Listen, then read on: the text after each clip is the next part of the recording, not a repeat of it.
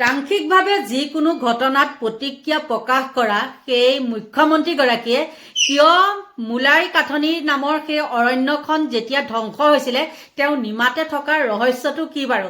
নমস্কাৰ, সুপ্ৰভাত জনাইছো আৰু লগতে আৰম্ভ কৰিছো মোৰ আন এটি নতুন ভিডিঅ'।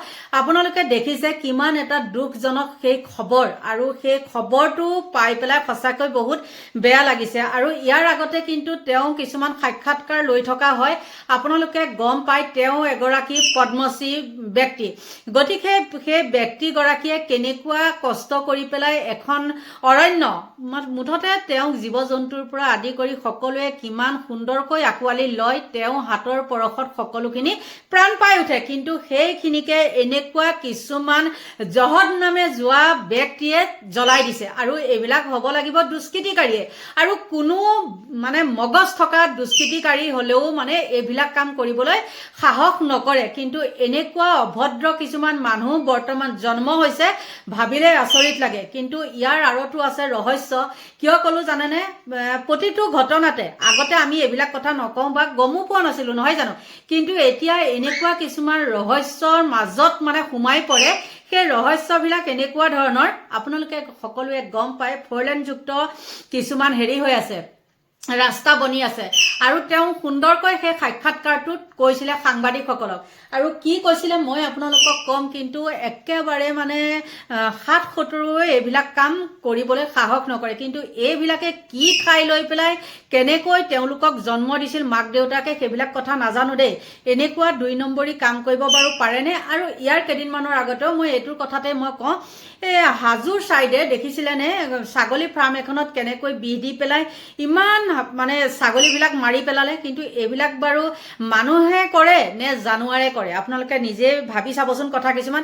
এইবিলাক বাৰু ভাল কাম নে? মানুহে মানুহৰ লগত যেতিয়া শত্ৰু হয় তেতিয়া লাগে কাজিয়া কৰ, নহয় জানো? বা লাগে বেয়া পাওক, দুদিনৰ কাৰণে বেয়া পাই থাকিব, তাত কথা নাই।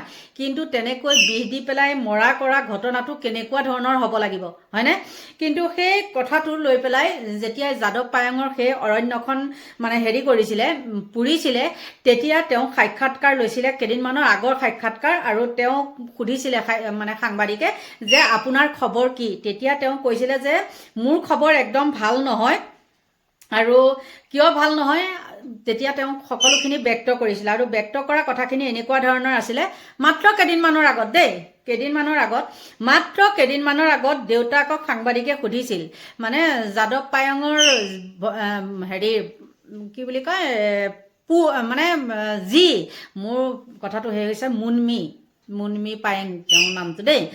সাংবাদিকক সুধিছিল কেনে আছে আপুনি, তেতিয়া আপুনি ভালে থাকক বুলি কৈছিলে সাংবাদিকে। দেউতাকে উত্তৰ দিছিল, ক'ত ভালে থাকিবাহে, মই বালি চিণ্ডিকেটৰ বিৰোধিতা কৰি আহিছোঁ। কুকিলামুখৰ পৰা শিৱসাগৰলৈ 4 লেনত পেলাবলৈ বালি নিব বুলি বন বিষয়াই নিজে মোক ফোন কৰিছিলে। চাব দেই কাহিনীবিলাক। আৰু সেইকাৰণে আচলতে কওঁ যে মই এইটো ৰহস্য বুলি কৈছিলো।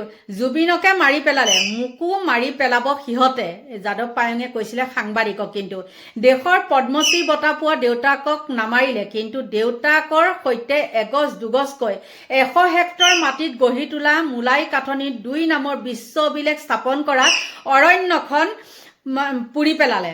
মুলান ফৰেষ্ট বুলি পুৰি পেলালে। অৰণ্যখন দেখোন ৰাষ্ট্ৰৰে সম্পদ। ৰাষ্ট্ৰৰ সম্পদটোকে যেতিয়া আমি জুই লগাই পুৰি পেলাব পাৰোঁ, আমি সঁচাকৈয়ে দেশক ভাল পাওঁনে?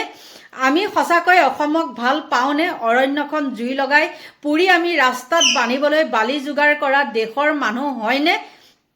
অৰণ্যখনত থকা চৰাই চিৰিকটি বনৰীয়া জন্তুবোৰ পোৱালিবোৰ জীয়াই জীয়াই পুৰি সেই অৰণ্যৰ পোৰা বালিৰে আমি ৰাস্তা বনাবলৈ যোৱা দেশৰ মানুহ নহয়নে? জানো জুই লগোৱা নৰাধম সকল ধৰাত নপৰে কিয়?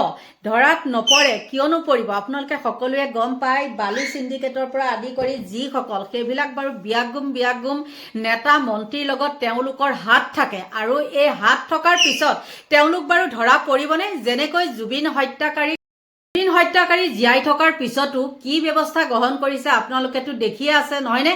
কিন্তু এই যে অৰণ্যখন ধ্বংস কৰিলে, তেওঁলোক বাৰু আপোনালোকে ভাবে নেকি যে তেওঁলোক ধৰা পৰিব, তেওঁলোকক উচিত শাস্তি দিব? ভাবিছে নেকি?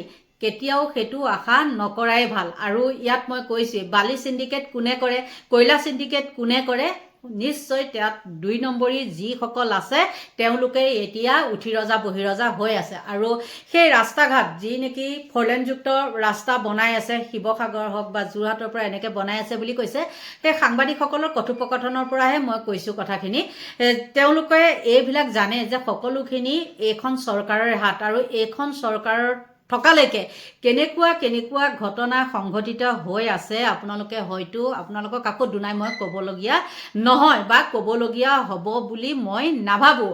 কিন্তু আপোনালোকে সকলোখিনি দেখিছে, দেখা শুনাৰ পিছত সঁচাকৈ বহুত বেয়া লাগিছে। আৰু চাওকচোন কিমান জীৱ জন্তু হত্যা কৰিলে নহয়নে, কেনেকুৱা মূল্যৱান গছ মানে পুৰি কৰি শেষ কৰিছে। আচলতে এইবিলাক হ'ল হিংসা আৰু তেওঁলোকৰ স্বাৰ্থ জড়িত আছে।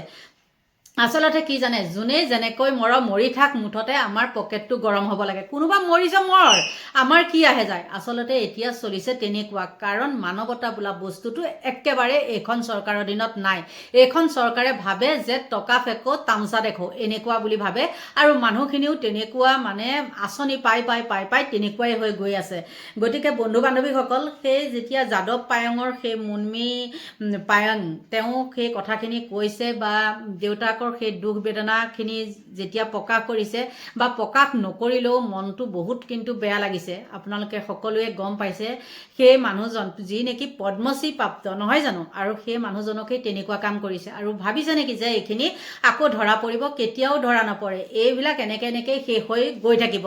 আৰু যে কাৰ্বি আলঙৰ সেইখন এখন এতিয়া কোৱা শুনিছোঁ বোলে উচ্ছেদ কৰিব। কিমান দূৰ উচ্ছেদ কৰে নকৰে, কিমান দূৰ সঁচা সেইটো ভগৱানে জানে। আৰু কাৰণ আমাৰ মুখ্যমন্ত্ৰীয়ে ছেকেণ্ডত ফাঁকি কথা কৈ দিব পাৰে।